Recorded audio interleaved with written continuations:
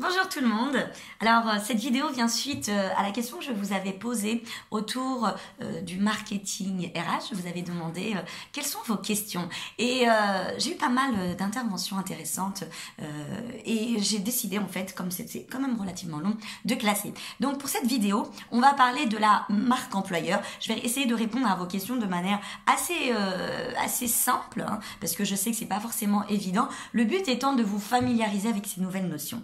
Donc la première question, c'est quoi la marque employeur en fait? Parce qu'on l'entend. C'est vrai que quand on est RH, le terme marque déjà peut nous sembler bizarre. Et bien, la marque employeur, c'est tout simplement un raisonnement qui dirait pourquoi je viendrais travailler chez vous? Pourquoi vous choisir vous en tant qu'employeur? Qu'est-ce qui vous démarque? Qu'est-ce qui vous distingue et vous rend si unique et si attirant? Donc, la marque employeur, c'est finalement une combinaison de ce que vous promettez. Donc, vous dites que avec vous, il y a des vacances, avec vous, super bon esprit, tout ce que vous voulez. Vos promesses.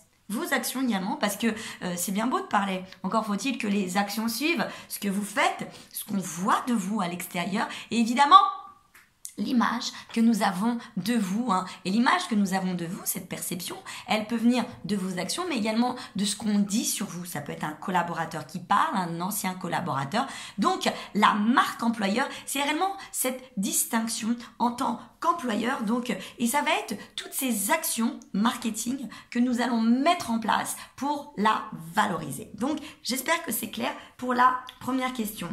Deuxième question, comment le marketing RH attire les candidats? Eh bien, il y a plusieurs techniques, mais il y en a une qui est très utilisée et qui vient d'ailleurs du marketing, qui est en version marketing, on parle d'inbound marketing, et en version RH, on parle de inbound recruiting. Ce sont toutes les actions que vous allez mettre en place sur le web, de manière générale, sur Internet, pour attirer les futurs collaborateurs et donc les candidats.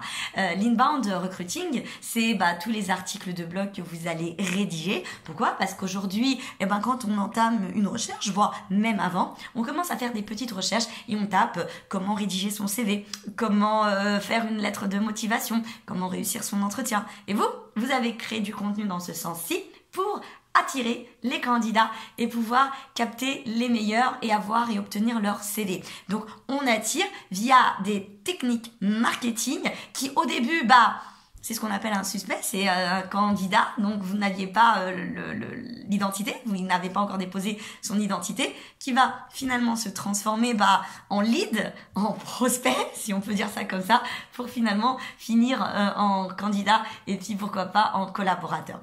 Donc voilà pour comment attirer. Troisième question, comment définir une marque employeur. Pour définir une marque employeur, il y a plusieurs étapes à suivre qui sont importantes. Alors, il n'y a pas de bonne marque et de mauvaise marque. Il y a une marque qui correspond réellement à votre réalité. Première chose pour définir une marque employeur, c'est de faire un audit de l'existant et un audit de vos pratiques. Qu'est-ce que vous faites?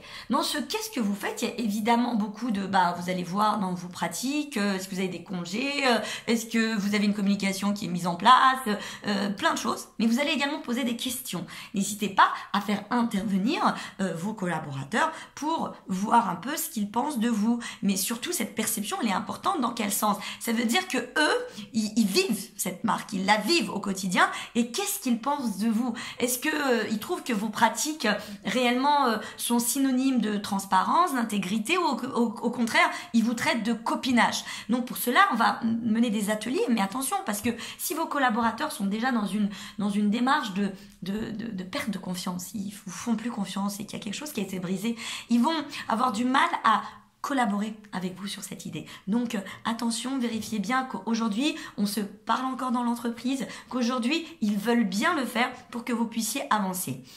Cet audit va évidemment arriver à un axe où on va définir la marque que nous souhaitons. Très bien. L'audit nous a donné ça. Mais nous, qui sommes-nous? Vous allez revoir votre ADN, votre promesse en tant qu'employeur et voir au final comment vous pourriez améliorer cela pour par la suite réussir à atteindre la marque que vous souhaitez. Une fois que vous avez compris ces incohérences, vous allez mettre en place des actions qui peuvent se traduire par aussi bien un site internet externe que des actions à l'université. Mais encore une fois, faites attention. Très souvent, je vois que des entreprises se concentrent sur l'externe, site web, avec tout le processus d'intégration, action avec les universités. Et ils oublient que tout commence en interne. Donc commencez par changer vos pratiques en interne. Mettez en place une communication interne, une communication qui soit dans la transparence régulière. Mettez en place un intranet,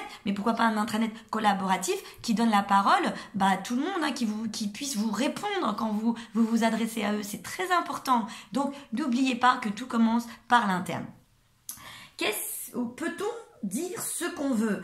Non, on peut pas dire ce qu'on veut, parce qu'en fait, bien sûr qu'on peut briller comme on souhaite et montrer je suis le meilleur employeur du monde, avec moi c'est le bien-être, le bonheur.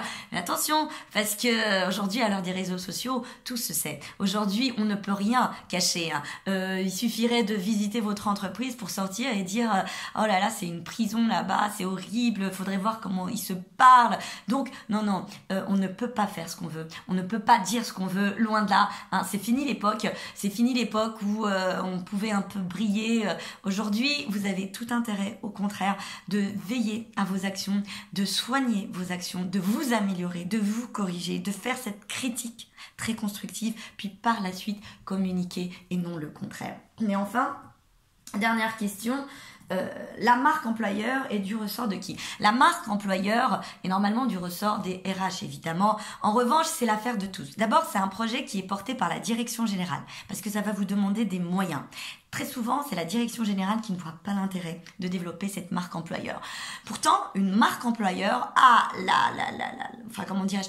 vous permet réellement de briller. Et quand on dit briller à l'extérieur, c'est très souvent attirer également les futurs bailleurs de fonds, c'est attirer les candidats, mais surtout de limiter les turnovers.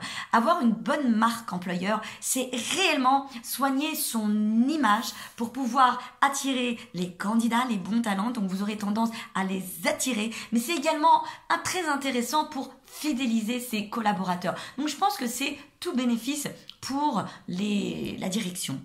En revanche, ce qu'on oublie, c'est qu'on pense que c'est l'affaire des RH, de la direction, et on oublie que c'est également un projet qui concerne tout le monde dans l'entreprise. Donc, c'est un projet qui concerne tout le monde et il faut en parler avant, avec vos collaborateurs, avant de passer en externe et de communiquer sur votre marque employeur. Dites-leur que vous êtes dans un projet de marque employeur. Dites-leur que voici comment vous voyez les choses. Sont-ils d'accord? Est-ce qu'ils se retrouvent dans les valeurs, dans cette marque employeur que vous souhaitez véhiculer? Et tous ensemble, vous allez travailler et vous allez voir que ça va même réellement vous permettre une certaine cohésion, un certain regroupement de toute cette intelligence pour travailler ce projet en commun. Donc voilà pour la première partie de la marque employeur, première partie de nos vidéos sur le marketing RH. J'espère que ça a été clair. Je vous dis à très bientôt. Encore une fois, merci de toute votre participation. À très vite.